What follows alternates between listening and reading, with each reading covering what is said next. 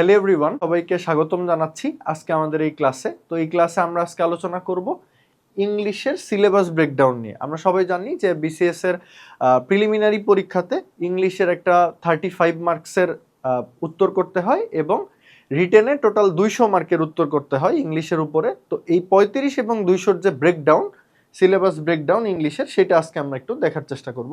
তো আমার পরিচয়টা দেই, আমি সুদীপ্ত শিকদার। আমি হচ্ছে 45তম বিসিএস এ প্রশাসন ক্যাডারে সুপারিশপ্রাপ্ত হয়েছি আর বর্তমানে বিটিসিএল এ কর্মরত আছি। আর আমি পড়াশোনা করেছি electrical and electronic engineering BUET থেকে। আচ্ছা, তো এখানে আমরা একটা জিনিস একটু দেখার চেষ্টা করি যে আমাদের এই যে বিসিএস পরীক্ষার প্রথম ধাপ হচ্ছে প্রিলিমিনারি, তারপরে রিটেন, তারপরে ভাইবা। তো প্রিলিমিনারি পরীক্ষাতে ক্যান্ডিডেট থাকে অ্যারাউন্ড 3 লক্ষ। সেই 3 লক্ষ ক্যান্ডিডেট থেকে রিটেন পরীক্ষা দেওয়ার সুযোগ পায় অ্যারাউন্ড 6 থেকে 10,000, মানে 6 থেকে 10,000 লোক। এবং ফাইনালি ভাইবা দিয়ে ক্যাডার হয় হয়তো 1,000 বা সামথিং, 1,000 বা এর আশেপাশে। তাহলে আপনি একটা জিনিস চিন্তা করেন, 3 লক্ষ লোক থেকে আপনি ক্যাডার হতে যাচ্ছেন, অর্থাৎ এই 1,000-এর মধ্যে আপনাকে যেতে হবে। সেক্ষেত্রে আপনাকে তো স্ট্যান্ড আউট করতে হবে। স্ট্যান্ড আউট করতে হলে আপনার যেটা প্রয়োজন, যে যতগুলো সাবজেক্টের উপরে সর্বমোট পরীক্ষাটা হয়, প্রত্যেকটা সাবজেক্টের একটা আলাদা আলাদা আপনার স্ট্র্যাটেজি থাকবে, যে আপনি এই স্ট্র্যাটেজি ফলো করে ওই সাবজেক্টটার পড়াশোনাটা কভার করবেন। এবং অ্যাট দ্য সেম টাইম ওই সাবজেক্টের যে সিলেবাস, সেটা সম্পর্কে আপনার একটা খুবই পরিষ্কার এবং স্বচ্ছ ধারণা থাকতে হবে, যেন ওই প্রত্যেকটা টপিক ধরে ধরে আপনি প্রিপারেশন নিতে পারেন। ধরেন আপনি কোনো একটা বই কিনে সরাসরি পড়া শুরু করলেন, কিন্তু আপনি সিলেবাস সম্পর্কে জানেন না, সেক্ষেত্রে তো আপনি বুঝতে পারবেন না যে আপনার কোন টপিকটা আপনি বাড়তি পড়ছেন বা কোন টপিকটা সিলেবাসে আছে কিন্তু আপনার কভার করা হচ্ছে না। তো এই জন্যই আজকে আমাদের এই ভিডিওতে আমরা চেষ্টা করব আপনাদেরকে সিলেবাস সম্পর্কে একটা আইডিয়া দেওয়ার, যেন সেভাবে আপনি আপনার প্রিপারেশনটা সাজিয়ে নিতে পারেন। আচ্ছা, তো আমরা বলছিলাম যে আমাদের প্রিলিমিনারি পরীক্ষায় হচ্ছে প্রিলিমিনারি পরীক্ষায় টোটাল 35 মার্কসের ইংলিশ থাকে এবং এই 35-এর মধ্যে হচ্ছে 20 মার্ক থাকে গ্রামার আর 15 মার্কস থাকে হচ্ছে লিটারেচারের। তো গ্রামারের যে বিষয়টা 20 মার্কস, আমরা ক্লাস 1 থেকে 12 পর্যন্ত যে ইংলিশ পড়ি সেখানে মূলত আমরা এই গ্রামার পার্টটাই পড়ে থাকি। তো এইটা আসলে আমাদের কাছে নতুন কিছু না, আমাদের জন্য নতুন হচ্ছে এই 15 মার্ক। যে বা যারা ইংলিশে স্নাতক করেছেন তারা ছাড়া সবার কাছে আসলে ইংলিশ লিটারেচার এটা একটা নতুন টপিক। সো আমাদেরকে এই জিনিসটা একটু নতুনভাবে পড়াশোনা করতে হবে। তো আমরা সিরিয়ালি আগাই। তো প্রথমে আমাদের যে ইংলিশ গ্রামার আছে সেখানে আমরা বললাম যে টোটাল 20 মার্কস, এখানে বেশ কিছু সাব টপিক আছে। তো এর মধ্যে আমরা দেখি, প্রথমে হচ্ছে পার্ট 1-এ আছে ল্যাঙ্গুয়েজ, আর এরপরে idioms and phrase, clause, correction এবং সেন্টেন্স। এই হচ্ছে আমাদের টপিকগুলা, মানে গ্রামারের মধ্যে মেজর টপিক। তো প্রথমে আমরা যদি ল্যাঙ্গুয়েজের দিকে তাকাই, সেখানে আবার ABCD করে কতগুলা ভাগ করছে। তো একদম প্রথমে আমরা যেটা দেখতে পাচ্ছি সেটা কি, পার্টস অফ স্পিচ। এই জিনিস আমরা একদম ছোটবেলা থেকে পড়ে আসছি, তাহলে মানে আমরা তো এটা জানি। তাহলে বিসিএস এর জন্য নতুন করে কি পড়তে হবে? নতুন করে কিছু সূক্ষ্ম জিনিস পড়তে হবে। যেমন ধরেন আমরা নাউন সম্পর্কে অলরেডি জানি, কিন্তু অনেক সময় নাউনের মধ্যে কোনটাতে হচ্ছে আমার জেরান্ড হবে, কোনটাতে পার্টিসিপল হবে, এই জিনিসগুলোতে আমাদের একটু প্যাচ লেগে যায়। তাহলে আমাদের কি করতে হবে, নাউনটা যখন পড়বো, এই যে ছোট ছোট কনফিউশন যেগুলো ছোটবেলা থেকে হয়তো আমাদের ছিল, সেগুলো একটু ক্লিয়ার করে পড়তে হবে। এবং নাউনের মধ্যে কিছু সাব টপিক, জেন্ডার, নাম্বার, এগুলো একটু সুন্দর মতো প্রিপারেশন নিতে হবে। এবং প্রিপারেশন নেওয়ার সময় আমরা কি করব, ওই টপিকের যে বেসিক রুলগুলো আছে সেগুলোর দিকে একটু তাকাবো এবং অ্যাট দ্য সেম টাইম সেটার কয়েকটা এক্সাম্পল আমরা পড়বো। প্রিভিয়াস ইয়ারের যে প্রশ্নপত্র আছে বিসিএস প্রিলিমিনারি পরীক্ষায়, যেখানে আমরা দেখব যে এই টপিক থেকে কি কি প্রশ্ন আসছে, সেটার থেকে আমরা কিছু প্যাটার্ন বোঝার চেষ্টা করব, বা যদি কোনো এক্সেপশন থাকে সেগুলো একটু পড়ার চেষ্টা করব। যেমন এরপরে নাউন, তারপরে প্রোনাউন, তারপরে হচ্ছে ভার্ব। ভার্বের মধ্যে কয়েক টাইপের ভার্ব আছে, ট্রানজিটিভ ভার্ব, ইনট্রানজিটিভ ভার্ব। এই প্রত্যেকটার আমরা এক্সাম্পলটা শিখবো। হ্যাঁ, কি কি এক্সাম্পল আছে, তারপরে এই যে লিঙ্কিং ভার্ব, ফ্রেজাল ভার্ব, এই সবগুলা টপিক আমরা একটা একটা করে পড়াশোনা করার চেষ্টা করব। তো এই আমি একটা একটা করে আর বলতেছি না, তাহলে প্রত্যেকটা পার্টস অফ স্পিচ আমাদেরকে খুব ভালো করে পড়তে হবে এক্সেপশন সহ। আচ্ছা, তারপরে আমাদের কি আসতেছে, ইডিয়মস অ্যান্ড ফ্রেজ। যেমন আমরা যখন শব্দ গঠন করি, তখন কয়েকটা শব্দ মিলে যে একটা অংশ থাকে সেটাকে আমরা বলি হচ্ছে ফ্রেজ। আর বাংলায় যেমন বাগধারা, ইংলিশে সিমিলার জিনিসটা হচ্ছে ইডিয়মস। তাহলে এইরকম কিছু জিনিস যেমন আমরা ছোটবেলা থেকেই পড়তেছি যে it is raining cats and dogs, যেটা আমরা দেখছি ক্যাটস অ্যান্ড ডগস। তো এইটা শুনলে স্বাভাবিকভাবে মনে হয় যে কুকুর বিড়াল কিছু, কিন্তু এটা মানে কি? এটা হচ্ছে মুষলধারে বৃষ্টি হওয়াকে ডিনোট করে। তো এইরকম ইডিয়মস অ্যান্ড ফ্রেজ আপনি যে কোনো বই খুললেই দেখবেন প্রচুর এক্সাম্পল আছে। আপনি এক্সাম্পল দেখে সবগুলা সিরিয়ালি মুখস্থ করতে যাবেন না, আপনি জাস্ট দেখবেন যে প্রিভিয়াস ইয়ারে কি কি পরীক্ষায় আসছে এবং এইখান থেকে কোন কোন জিনিসগুলো আপনাকে একটু দেখতে হবে। আপনি আগে শুধু প্রিভিয়াস ইয়ারের যেগুলো আসছে ওইগুলো একটু দেখেন, মানে জিনিসটা বোঝেন। তারপরে যদি আপনার হাতে সময় থাকে আপনি তখন বই থেকে বিস্তারিত আরো কিছু পড়লেন। এরপরে আমাদের আসতেছে কি ক্লজ, যে আমরা যখন একটা বাক্য গঠন করতে চাই তার কয়েকটা অংশ থাকে, সেই অংশগুলোর নাম হচ্ছে আমাদের ক্লজ। তো এই অংশগুলো কি কি? সেটা হতে পারে প্রিন্সিপাল ক্লজ, মানে মেইন যেটা, যেখানে ফাইনাইট ভার্ব থাকবে। এরপরে সাবঅর্ডিনেট ক্লজ, সাবঅর্ডিনেট ক্লজের মধ্যে আবার কতগুলা টাইপ। এর প্রত্যেকটা জিনিস আমরা যে কোনো একটা বই ধরে বা ইন্টারনেটে গিয়ে জাস্ট সার্চ করব যে হ্যাঁ নাউন ক্লজ এই জিনিসটা কি, এটার ডেফিনেশনটা দেখবো, এটার এক্সাম্পলটা দেখবো, এবং এর যদি কোনো এক্সেপশন থাকে সেটা দেখবো। তো আমি আশা করি যে গ্রামারের জিনিসগুলো কিভাবে পড়তে হবে আমি সামান্য হলেও আপনাদের বোঝাতে পেরেছি। আচ্ছা, এরপরে আসতেছে খুবই গুরুত্বপূর্ণ একটা টপিক, কারেকশন। এই কারেকশন জিনিসটার মধ্যে দেখেন, মানে এইখানে তো বাক্য, ইডিয়ম, ফ্রেজ একটা একটা করে টপিক দেখলাম। কারেকশন হচ্ছে এমন একটা জিনিস যার মধ্যে সব কিছু চলে আসে। সব কিছু চলে আসে বলতে কি, মানে ধরেন কোনো একটা বাক্যে কোনো একটা অসঙ্গতি আছে বা ভুল আছে, আপনাকে সেই ভুলটা ঠিক করতে হবে, সেটাই হচ্ছে এই কারেকশন। এখন সেই ভুলটা হতে পারে টেন্সের ভুল, ভার্বের কোনো প্রয়োগের ভুল, প্রিপারেশনের প্রয়োগের ভুল, ডিটারমাইনারের ভুল, যে কোনো ধরনের ভুল হতে পারে। তো আপনাকে ওই ভুলটা দেখে প্রথমে আইডেন্টিফাই করতে হবে যে এটা কি ধরনের ভুল, এবং তারপরে সেটাকে সলভ করতে হবে। তো এই হচ্ছে আমাদের কারেকশনের বেসিক। এখন কথা হচ্ছে যে এই কারেকশন যে শুধু প্রিলিমিনারির জন্য ইম্পর্টেন্ট তা কিন্তু না। আপনি যদি কারেকশনটা খুব ভালোভাবে আয়ত্ত করতে পারেন তাহলে আপনার রিটেনে আপনি যখন নিজে বাক্য গঠন করবেন তখন আপনি দেখবেন যে আপনার বাক্য গঠনে ভুলভ্রান্তি আপনি অ্যাভয়েড করতে পারছেন, কারণ আপনি কারেকশনটা পড়ে আসছেন।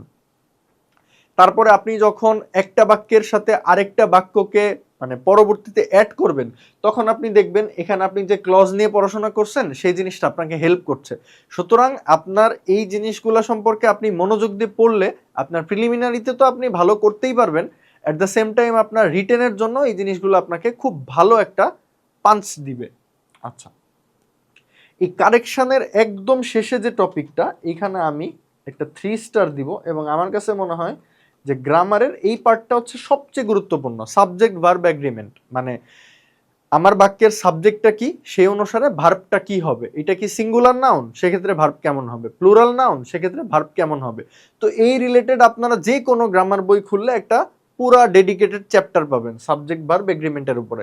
তো আপনারা যদি গ্রামারের পড়াশোনাটা শুরু করেন আমি বলবো যে এই চ্যাপ্টারটা খুব ভালো করে আপনারা প্রিপারেশন নেবেন, এবং এখানে যে রুলগুলো আছে, এক্সেপশনগুলো আছে, সেগুলো খুবই কেয়ারফুলি আপনি প্রিপারেশন নেবেন। আচ্ছা, এরপরে আমাদের টপিক যেটা আসতেছে গ্রামারের সর্বশেষ টপিক, সেটা হচ্ছে সেন্টেন্স এবং তাদের ট্রান্সফরমেশন।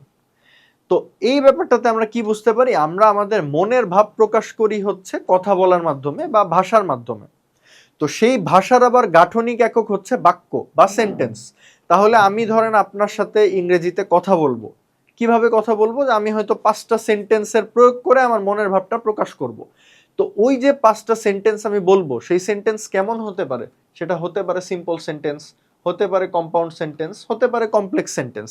তাহলে এই সেন্টেন্সগুলোর স্ট্রাকচার সম্পর্কে আপনার যদি ক্লিয়ার আইডিয়া থাকে তাহলে আপনি যখন নিজে বাক্য গঠন করবেন বা লিখবেন আপনার একটা ক্লিয়ার ভ্যারাইটি আপনি সেখানে আনতে পারবেন। আপনার সেন্টেন্সগুলো সম্পর্কে একটা ডিসেন্ট আইডিয়া থাকলে আপনার কথা মনোটোনাস শোনাবে না বা ক্লান্তিকর বা একঘেয়ে শোনাবে না, আপনি একটা বৈচিত্র্য আনতে পারবেন। তাহলে আমাদেরকে এই স্ট্রাকচারগুলো খুবই মনোযোগ দিয়ে দেখতে হবে। এরপরে আসতেছে কি ভয়েস। ভয়েসের ব্যাপারটা কি, আমরা পত্রিকা পড়তে গিয়ে এই ভয়েসের ব্যাপারটা দেখি যে সরাসরি যে কাজটা করতেছে তার বয়ানে যদি হয় সেটা হচ্ছে যে অ্যাক্টিভ ভয়েস, আর ওই কাজটা অমুকের দ্বারা হইছে এই ধরনের যখন আমরা দেখি কোনো কাজকে বলতে তখন সেটা হচ্ছে প্যাসিভ ভয়েস। এগুলো আমরা সবাই ক্লাস 7, 8, 9, 10 খুব ভালোভাবে আমরা পড়ে আসছি, তো এটা আমাদের জন্য নতুন কিছু না। বাট তারপরও যেহেতু এটা আমাদের বিসিএস এর সিলেবাসে আছে, আমাদেরকে আবার একটু রিভিজিট করতে হবে এই টপিকগুলো। যে আমরা তো ছোটবেলায় পড়ছি, অনেক নিয়ম হয়তো আমরা ভুলেও গেছি, তো ওই নিয়মগুলো আমাদের একবার করে একটু দেখে আসতে হবে। আর শেষে আসতেছে কি ডিগ্রি। ডিগ্রি আমরা সবাই জানি পজিটিভ, কম্পারেটিভ, সুপারলেটিভ। যে কোনো কিছুর সাথে যদি তুলনা না হয় সেক্ষেত্রে পজিটিভ ডিগ্রি, দুইয়ের মধ্যে তুলনা হলে কম্পারেটিভ, আর সবার মধ্যে তুলনা হলে সুপারলেটিভ। এবং এইখানে আমাদের গুরুত্বপূর্ণ যে জিনিসটা, আমরা যে এই টপিকগুলো পড়লাম, প্রত্যেকটা টপিকে আমাদের আবার দেখতে হবে ট্রান্সফরমেশন। এটার মানেটা কি? এটার মানে হচ্ছে, ধরেন আপনার কাছে একটা সিম্পল সেন্টেন্স আছে, আপনাকে বলতে পারে যে এইটার কম্পাউন্ড ফর্মটা কোনটা, 4টা অপশন আছে, আপনাকে আইডেন্টিফাই করতে হবে যে এর মধ্যে কোনটা হচ্ছে ঠিক। আপনার কাছে সে একটা কমপ্লেক্স আছে, আপনাকে বললো যে এইটার হচ্ছে সিম্পল ফর্ম কোনটা, এটা আপনাকে আইডেন্টিফাই করতে দিতে পারে। তো এই জিনিসগুলা আপনাদেরকে খুব কেয়ারফুলি, এইটার যে প্রত্যেকটার বৈশিষ্ট্য আছে সেইগুলা দেখে দেখে দেখে দেখে এই জিনিসগুলার উত্তর করতে হবে, ঠিক আছে? তো আমি আশা করি গ্রামারের যে ব্যাপারগুলা টোটাল ওভারভিউ এটা আপনাদেরকে দিতে পারছি। এখন আমরা আরেকটু সামনে যাই। আচ্ছা, এরপরে আমাদের যেটা আছে এটা হচ্ছে ওয়ার্ড। ওয়ার্ডের মধ্যে কি? ওয়ার্ডের মিনিং, যে কোনো একটা ওয়ার্ড দিয়ে ওয়ার্ডের মিনিং কি, এর সিনোনিম কি, অ্যান্টোনিম কি, স্পেলিং কি। যেমন আমরা প্রিলিমিনারিতে কয়েক টাইপের প্রশ্ন দেখি। ধরেন আপনাকে একটা শব্দ দিল, শব্দ দিয়ে বলল যে এই শব্দের মিনিংটা কি, মানে 4টা অপশন দিল, 4টা ইংরেজি শব্দ, আপনাকে বলল যে এটার মিনিং, মানে এইটার সাথে কোন শব্দটা সবচেয়ে ক্লোজলি অ্যাসোসিয়েটেড, তার মানে আপনাকে হচ্ছে মিনিংটা বের করতে বলতেছে। তা আপনার যদি জানা থাকে আপনি অপশন দেখেই বুঝতে পারবেন। এবং এইখানে আপনি যদি খেয়াল করেন, ধরেন আমি একটা এক্সাম্পল দিই, একটা ধরেন হচ্ছে শব্দ কমিটি। এই কমিটি শব্দের আপনার হচ্ছে 4টা অপশন দিল যে কোনটার বানান সঠিক, তার মানে আমাদের স্পেলিংটা কভার হয়ে গেল। এই টাইপের প্রশ্ন আসে যে কোন স্পেলিংটা সঠিক। আচ্ছা, এরপরে ধরেন এই শব্দটা দিয়ে আপনাকে বললো যে এইটার সাথে কোন জিনিসটা ক্লোজলি অ্যাসোসিয়েটেড। তাহলে আমরা দেখি যে বিভিন্ন সময় বিভিন্ন কমিটি ফর্ম হয়। এছাড়া বিভিন্ন জায়গায় দেখি না আমরা যে একটা তদন্তকারী সংস্থা বা বডি ফর্ম হয়। তাহলে এই বডি, এই জিনিসটা আপনি যদি দেখেন সেটা হবে আপনার সঠিক উত্তর, যে একটা সংস্থা গঠন করা হয়েছে যেটা একটা সুনির্দিষ্ট কাজ করবে। তার মানে এইখানে আপনার সিনোনিমটা কভার হয়ে গেল। বা যদি এই শব্দটা দিয়ে বলে যে এইটার সাথে টোটালি সাংঘর্ষিক অর্থ কোনটার, তার মানে আপনাকে জিজ্ঞাসা করতে সেটার অ্যান্টোনিম কি। সিনোনিম হচ্ছে সমার্থক শব্দ, আর অ্যান্টোনিম হচ্ছে বিপরীতার্থক শব্দ। তো আপনি যখনই হচ্ছে মিনিং, সিনোনিম, অ্যান্টোনিম, স্পেলিং, এই প্রত্যেকটা জিনিস খুব কেয়ারফুলি আপনি পড়াশোনা করতেছেন, তখন কিন্তু আপনার ভাষার উপরে একটা খুব স্ট্রং কমান্ড তৈরি হবে। এবং ওয়ার্ড মিনিং কিন্তু পড়ার কোনো শেষ নাই, আপনি পড়তে থাকলে পড়তেই থাকতে পারবেন, কারণ ওয়ার্ড তো অসীম। তাহলে আপনি বিসিএস এর জন্য কতগুলা ওয়ার্ড পড়বেন, কি পড়বেন, কিভাবে পড়বেন, ইজি। আপনি প্রতিদিন যে কোনো একটা ইংরেজি পত্রিকা পড়েন, পত্রিকা পড়তে গিয়ে আপনি দেখবেন যে কিছু ওয়ার্ড আপনার সামনে নতুন আসতেছে যেটা আপনি জানেন না, জাস্ট সেগুলাকে মার্ক করে রাখেন, সেটা মিনিং জানেন, সিনোনিম জানেন, অ্যান্টোনিম জানেন, এতেই কিন্তু আপনার কাজ হয়ে যাবে। আর যদি এরপরেও আপনার হাতে সময় থাকে সেক্ষেত্রে হাই ফ্রিকোয়েন্সি কিছু ওয়ার্ড আছে, সেই ওয়ার্ডগুলো নিয়ে আপনি হচ্ছে এই জিনিসগুলো পড়ে ফেলেন। তো এই হচ্ছে আমাদের পড়াশোনার স্ট্র্যাটেজি হওয়া উচিত। আচ্ছা, এই তো গেলে হচ্ছে ওয়ার্ডের ইন্ডিভিজুয়াল তার ব্যাপার। আর এরপরে আপনি যদি কোনো একটা বাক্যে সেই ওয়ার্ডকে প্রয়োগ করেন তখন সেটা কি হয়ে যাবে, পার্টস অফ স্পিচ। তো সেইটার ইউজ কোথায় কেমন সেই জিনিসটা আপনাকে হচ্ছে দেখতে হবে। যেমন আমি একটা এক্সাম্পল দিই আপনাকে, ধরেন ওয়াটার, এটা একটা নাউন। এখন আপনি কোনো একটা বাক্যে লিখলেন যে শিমুল ওয়াটার্স হিজ প্ল্যান্টস রেগুলারলি, তখন কি হয়ে গেল, এটা এটা তখন হয়ে গেল, এটাকে আপনি জানেন নাউন, বাট এই বাক্যে সেইটা ব্যবহার হয়েছে কি হিসাবে, ভার্ব হিসাবে। ওয়াটার করা প্ল্যান্টকে মানে হচ্ছে গাছে পানি দেওয়া, তার মানে এই শব্দটা কিন্তু মানে একাধিকভাবে একাধিক পার্টস অফ স্পিচে ব্যবহৃত হতে পারে। আপনাকে বাক্যটা আগে দেখতে হবে যে সেখানে সেটা কি হিসাবে ব্যবহৃত হয়েছে। আচ্ছা, এরপরে formation of new words by adding prefixes, suffixes, এগুলো কিন্তু আমরা সবাই জানি, উপসর্গ, অনুসর্গ। হ্যাঁ, আচ্ছা, তারপরে কি আসতেছে, composition, names of parts of paragraph, letter, application. আচ্ছা, এইগুলো আমরা জানি। আচ্ছা, এইখানে কি আসতেছে এই কম্পোজিশনের ব্যাপারটা, যে আমাদের কয়েক ধরনের হচ্ছে লেটার আছে। যেমন একটা লেটার আছে ফর্মাল লেটার, একটা আছে ইনফর্মাল লেটার, একটা আছে সম্পাদকের কাছে লেটার। এই টাইপের আপনার কয়েকটা অবজেক্টিভ এখানে আসে। তো ওই জিনিসগুলো আমাদেরকে প্রিলিমিনারির জন্য পড়তে হবে, যে লেটার কয় রকম, এসে কয় রকম, ঠিক আছে, বা প্রত্যেকটা টাইপের বৈশিষ্ট্যগুলা কি কি। তো এই হচ্ছে আমাদের মোটামুটি 20 মার্কসের প্রিপারেশন গ্রামারের। আর এরপরে আমি যেটা বলতেছিলাম, এই 15 মার্ক হচ্ছে আমাদের সবার জন্য খুবই নতুন, মানে আমরা আগে কখনো পড়ি নাই। তো এই জিনিসটা আমাদেরকে নতুন করে পড়তে হবে। তাহলে কি পড়বো আমরা এই লিটারেচারে? ক্লিয়ারলি লেখা আছে, names of writers of literary pieces from Elizabethan period to the 21st century. তার মানে আমাদের যে ব্রিটিশ সাম্রাজ্য, সেই সাম্রাজ্যে কিন্তু রাজা বা রানী থাকতেন। তো একজন রানী ছিলেন এলিজাবেথ। তো ওনার সময় থেকে বর্তমান সময় বা 21st সেঞ্চুরি পর্যন্ত বিখ্যাত যেসব লিটারেরি পিস আছে, মানে ইংরেজি সাহিত্যে একদম অমর সৃষ্টি যেগুলা, সেই সৃষ্টিগুলার আমাদেরকে কি পড়তে হবে, সেই সৃষ্টিগুলা সম্পর্কে আমাদের একটু জানতে হবে। অ্যাট দ্য সেম টাইম সেগুলো কারা লিখছে তাদের সম্পর্কে আমাদের একটু জানতে হবে, ওই রাইটারদের সম্পর্কে। এবং এই জায়গাগুলোতে যে কোটেশন আছে, সেই কোটেশনগুলা এই ড্রামাতে বা পোয়েট্রিতে সেই জিনিসগুলো ডিফারেন্ট এজেসে আমাদের পড়তে হবে। যেমন আমরা প্রায়ই বিভিন্ন কথাবার্তায় ব্যবহার করি যে কি, মানুষ হচ্ছে পৃথিবীতে অভিনয় করতেছে শুধু, এই পুরা পৃথিবী হচ্ছে একটা নাট্যমঞ্চ এবং মানুষ হচ্ছে সেখানকার অভিনেতা। এটা আমি বাংলায় বললাম, বাট এটা কিন্তু হচ্ছে একটা কোটেশন, এরকম কোন একটা ড্রামা থেকে। এই কোটেশনটা কার? উইলিয়াম শেক্সপিয়ারের কোন একটা প্লে থেকে নেওয়া। তো এরকম আমাদেরকে হচ্ছে বিভিন্ন যে এজ আছে এলিজাবেথান পিরিয়ড এবং তারপর থেকে, প্রত্যেকটা এজে যে সমস্ত আমাদের এই সাহিত্যিক কাজগুলো হয়েছে, ওই কাজগুলোর মধ্যে কিছু কিছু কোটেশন আছে যেগুলো প্রিভিয়াস ইয়ার পরীক্ষায় বারবার আসছে। তো এই জিনিসগুলো আমাদেরকে একটু দেখতে হবে। এবং আপনি এই লিটারেচারে যে কোনো বই খুললে দেখবেন যে বিশাল মোটা বই থাকে এবং সেখানে বিশদ আলোচনা। আমাদের অত কিছু পড়তে হবে না, আমরা শুধু সিলেবাসকে ফুললি আমরা এটাতে স্টিক করব। আমরা এলিজাবেথান পিরিয়ড থেকে তারপরের যে কার্যক্রম সেগুলো পড়ব। বিভিন্ন বইতে আপনি দেখবেন যে এলিজাবেথান পিরিয়ডের আগের যেসব আলোচনা, সেগুলো নিয়ে বিস্তর আলোচনা আছে না, সেখান থেকে আমরা এত কিছু পড়তে যাব না, আমাদের এত সময় নেই। আমরা খুব অল্প সময় একটা কম্প্যাক্ট প্রিপারেশন নিব, তার জন্য আমরা সিলেবাসকে সম্পূর্ণভাবে ফলো করব। এবং এলিজাবেথান পিরিয়ডের আগের যে জিনিসগুলো, সেগুলো দেখা যায় যে বিসিএস পরীক্ষা ছাড়াও যে নন ক্যাডারের যে আলাদা যেসব পরীক্ষা হয়, বা বিসিএস ছাড়াও যেসব সরকারি চাকরির পরীক্ষা হয়, সেখানে হয়তো আসে। তো সেখান থেকে আমরা যেটা করতে পারি, বিগত বছরের পরীক্ষায় আসছে যেগুলো, শুধুমাত্র সেই অবজেক্টিভগুলো আমরা একটু পড়ে রাখতে পারি। এবং এখানে point to be noted, very very important, এই 15 মার্কের যে ইংলিশ লিটারেচার, এটা কিন্তু আমাদের শুধুমাত্র প্রিলিমিনারিতেই সীমাবদ্ধ, এটা কিন্তু রিটেনে নেই। কিন্তু এই গ্রামারের যে 20, এই 20 কিন্তু আপনি যদি খুব ভালোভাবে প্রিপারেশন নেন, এটা আপনাকে রিটেনেও অনেক বেশি হেল্প করবে। তো এই ছিল আমাদের মোটামুটি প্রিলিমিনারির যে ইংলিশ, সেটার সিলেবাস নিয়ে ডিসকাশন।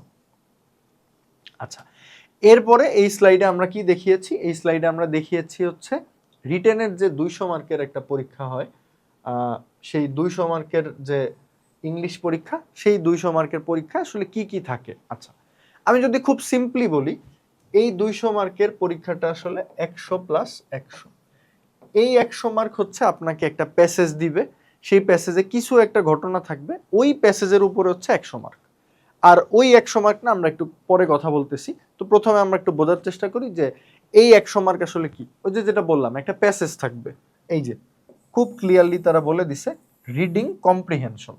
কম্প্রিহেনশন শব্দটা বোঝার আগে আমরা কম্প্রিহেন্ড এই শব্দটার দিকে একটু তাকাই। কম্প্রিহেন্ড, কম্প্রিহেন্ড মানে হচ্ছে কোনো কিছু বোঝা। তাহলে কম্প্রিহেনশন আপনি বুঝতেই পারছেন যে এটা নাউন ফর্ম কম্প্রিহেন্ডের। তাহলে আপনি কোনো একটা জিনিস পড়লেন, পরে আপনি কি বুঝলেন সেইটা যাচাই করতে চাচ্ছে হচ্ছে এই 100 মার্কের মধ্যে বা রিডিং কম্প্রিহেনশনের মধ্যে, যে আপনাকে সম্পূর্ণ নতুন একটা প্যাসেজ, এই যে একটা আনসিন প্যাসেজ দেয়া থাকবে, সেখানে dealing with a topic relevant to our Times, মানে বর্তমানে আলোচিত যে কোনো একটা টপিক এখানে দিবে, দিয়ে আপনাকে হচ্ছে প্রথমে থিমেটিক কোশ্চেন থাকবে এবং এইগুলোর আন্ডারস্ট্যান্ডিং থাকবে। আপনাকে 30 মার্কের থিমেটিক কোশ্চেনের উত্তর দিতে হবে। সচরাচর যেটা দেখা যায়, এখানে টোটাল 10টা প্রশ্ন থাকে, প্রত্যেকটা হচ্ছে 3 মার্কের। তো এই হচ্ছে আমাদের 30 মার্ক। এবং খুবই গুরুত্বপূর্ণ হচ্ছে এই যে থিমেটিক 10টা প্রশ্ন থাকে, প্রত্যেকটা প্রশ্নের উত্তর কিন্তু ওই প্যাসেজের মধ্যেই লুকানো থাকে। সুতরাং আপনি যদি প্যাসেজটাকে খুব ভালো করে বুঝতে পারেন, আপনি কিন্তু খুব সহজেই এই 10টা প্রশ্নের উত্তর দিতে পারবেন। তারপর থিমেটিক গেল, এরপরে a number of questions related to grammar and uses. তার মানে এই পুরো প্যাসেজ থেকে আপনাকে ওই যে একটু আগে আমরা বললাম না, সেন্টেন্সের কারেকশন, তারপরে হচ্ছে ক্লজ, তারপরে হচ্ছে সেন্টেন্সের কিছু প্রকারভেদ, ট্রান্সফরমেশন, এই টাইপের গ্রামাটিক্যাল বেশ কিছু প্রশ্ন আমাদের এইখানে থাকে, মানে এই প্যাসেজ রিলেটেড। তাহলে সেইখানে আবার আমাদের থাকতেছে 30 মার্ক। তাহলে এই টোটাল প্যাসেজ রিলেটেড 100 মার্কের 30 মার্ক হচ্ছে থিমেটিক কোশ্চেন, আর 30 মার্ক হচ্ছে আমাদের গ্রামার রিলেটেড কোশ্চেন। এখানে কোনো ফিক্স নাই যে গ্রামারের এক্স্যাক্টলি কি আসবে, যে কোনো কিছু আসতে পারে, আপনাকে কারেকশন দিতে পারে, আপনাকে হচ্ছে সেন্টেন্সের একটা থেকে আরেকটাতে ট্রান্সফরমেশন করতে দিতে পারে, ভয়েস চেঞ্জ করতে দিতে পারে, যে কোনো কিছুই হইতে পারে। সুতরাং আপনি যদি প্রিলিমিনারির সময় গ্রামার পার্টটা খুব সুন্দরভাবে পড়েন, সেক্ষেত্রে কিন্তু আপনি এইখানে ডেফিনেটলি একটা বেনিফিট পাবেন। আচ্ছা, তাহলে আমাদের 60 মার্ক গেল। আচ্ছা, এরপরে কি আসতেছে? এরপরে হচ্ছে আপনাকে একটা সামারি লিখতে হবে, যে এই যে প্যাসেজটা দেয়া আছে সেই প্যাসেজের উপর ভিত্তি করে আপনাকে 100 শব্দের মধ্যে একটা সামারি লিখতে হবে। এবং আপনি একটু খেয়াল করে দেখেন, এখানে মার্কটা কিন্তু খুবই সিগনিফিকেন্ট। এখানে 20 মার্কের একটা সামারি লিখতে হবে, ভেরি ভেরি ইম্পর্টেন্ট। এবং এখন আমি যেটা বলবো সেটা খুব মনোযোগ দিয়ে আপনাকে শুনতে হবে, যে এই যে আপনি একটা প্যাসেজ দেখলেন, প্যাসেজে আপনি কিছু একটা পড়ছেন, এখন প্যাসেজে ওই জিনিসটা যেভাবে আছে, আপনি এই থিমেটিক কোশ্চেন কিন্তু ওই প্যাসেজের থেকে প্রশ্ন হয়েছে এবং আমি বলছি ওখানে উত্তর আছে, আপনি প্যাসেজে যেভাবে উত্তরটা আছে যদি সেভাবে লেখেন, তাহলে কিন্তু আপনি ভালো মার্ক ক্যারি করতে পারবেন না। আপনাকে নিজের ভাষায়, মানে ওই জিনিসটাকেই প্যারাফ্রেজ করে নিজের ভাষায় উত্তর দিতে হবে আপনার হচ্ছে এই থিমেটিক কোশ্চেনে একবার। থিমেটিক কোশ্চেনে একবার পুরো প্যাসেজটাকে আপনার নিজের ভাষায় লিখতে হবে। আবার আপনি যখন সামারি লিখবেন, থিমেটিক কোশ্চেনে আপনি যেই ধরনের শব্দের প্রয়োগ করছেন বা যেইভাবে পুরা প্যাসেজের থিমটাকে তুলে আনছেন, ওই একইভাবে যদি আপনি সামারি লেখেন, সেক্ষেত্রে কিন্তু আপনার খাতাটা যে পরীক্ষক দেখবেন উনি বিরক্ত হবেন। সুতরাং ওইখানে আরেকবার আপনাকে নিজের ভাষায় পুরা প্যাসেজটাকে তুলে আনতে হবে। এরপরে 30 30 60 আর হচ্ছে 20 গেল 80। আর সর্বশেষে আপনার থাকতেছে কি, যে এই যে প্যাসেজে যে মানে যা কিছু বলা আছে ওইখানে কোনো একটা ইস্যু থাকবে, ইস্যু মানে প্রবলেম। তো সেইটার উপর ভিত্তি করে আপনাকে কোনো একটা নিউজ পেপারের এডিটর, তার কাছে একটা চিঠি লিখতে হবে। কথার কথা আপনার হচ্ছে এই প্যাসেজটা ছিল জলাবদ্ধতা সমস্যা নিয়ে, তাহলে এই জলাবদ্ধতা সমস্যা নিয়ে আপনি আপনার একটা মতামত, এখানে কি করা যেতে পারে সেরকম আপনি একটা চিঠি একটা কোনো একটা ইংরেজি পত্রিকার এডিটরের কাছে লিখবেন, যে আমি এই সমস্যাটা অবজার্ভ করছি, এই সমস্যাটার মূল কারণ হচ্ছে এই সমস্যাটা এই কারণে হচ্ছে, এটার ঐতিহাসিক প্রেক্ষাপটেই, এবং আমি মনে করি এই পদক্ষেপ নিলে জিনিসটাকে সমাধান করা যেতে পারে।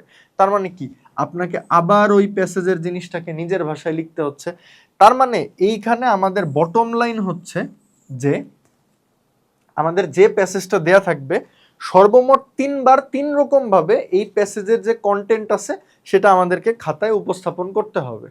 তার মানে আপনার ওই ভাষাগত অ্যাবিলিটি থাকতে হবে বা স্ট্রেংথ থাকতে হবে যে একটা জিনিসকে আপনি 3 ভাবে 3 বার উপস্থাপন করতে পারেন। ঠিক আছে?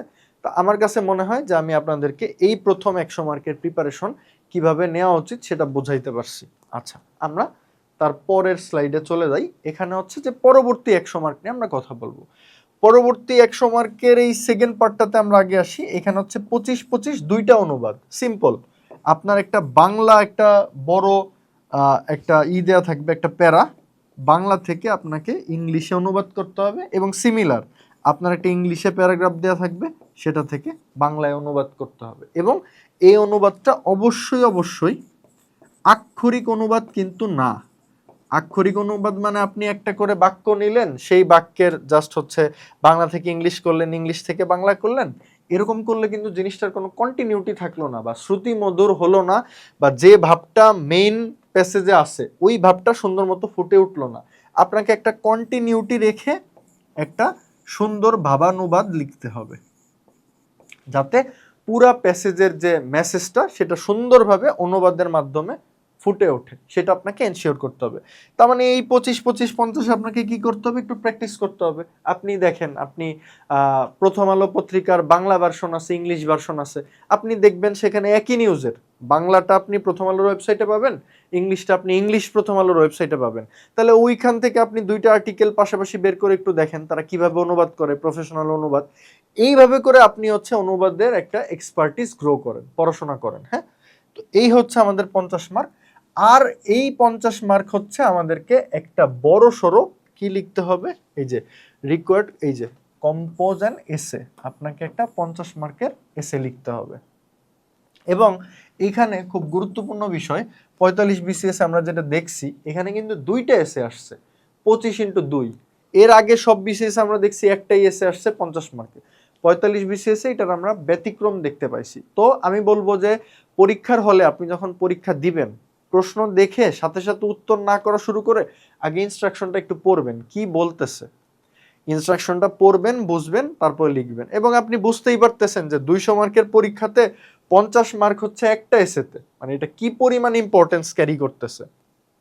তাহলে আপনাকে খুব সুন্দর করে এসের প্রিপারেশন নিতে হবে। এখন কিভাবে নেবেন প্রিপারেশন, এই যে এখানে বলে দিচ্ছে যে আপনার এসেটা কেমন হওয়া উচিত। আপনার এসেটা হইতে হবে এমন যে সেখানে আপনি রিফ্লেক্ট করবেন, অ্যানালাইজ করবেন এ টপিক অফ কন্টেম্পোরারি ইন্টারেস্ট।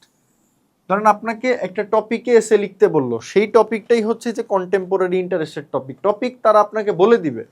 এখন সেই টপিকটাকে আপনাকে খুব সুন্দর করে অ্যানালাইজ করতে হবে, এবং সেই অ্যানালাইসিসের মধ্যে কি করতে হবে, কিছু গুরুত্বপূর্ণ বিষয়ের রিফ্লেকশন আপনাকে টানতে হবে। এবং এইখানে দেখেন আরেকটা গুরুত্বপূর্ণ জিনিস, must convey candidates ability to express his or her ideas clearly and correctly. মানে ধরেন আমি কথার কথা একটু আগে বললাম একটা উদাহরণ, জলাবদ্ধতা সমস্যা। তো জলাবদ্ধতা সমস্যা সম্পর্কে আপনি অনেক কিছু জানেন, লিখলেন, কিন্তু আপনার নিজেরও তো কিছু মতামত থাকবে, সেই জিনিসটা আপনাকে ক্লিয়ারলি এবং কারেক্টলি এখানে প্রেজেন্ট করতে হবে এই এসেতে। তো আমার মনে হয় যে আমি আপনাদেরকে এই 50 মার্কের প্রিপারেশন এসের কিভাবে হবে সেইটারও একটা আউটলাইন দিতে পারছি। তো আমার কাছে মনে হয় যে স্টার্টিং হিসাবে আপনারা এই ভিডিওটা দেখছেন, এখন আমি তো আমার পার্টটা বলছি, আপনারা আপনার মতো করে এই সিলেবাসটা আবার একটু বোঝার চেষ্টা করেন, এবং আপনার মতো করে আপনি আপনার প্রিপারেশনটা গোছায় নেন। এবং আমি আশা করি আমার এই ভিডিওটা আপনার সেই প্রিপারেশনটা সাজায় নিতে হেল্প করবে। ধন্যবাদ সবাইকে।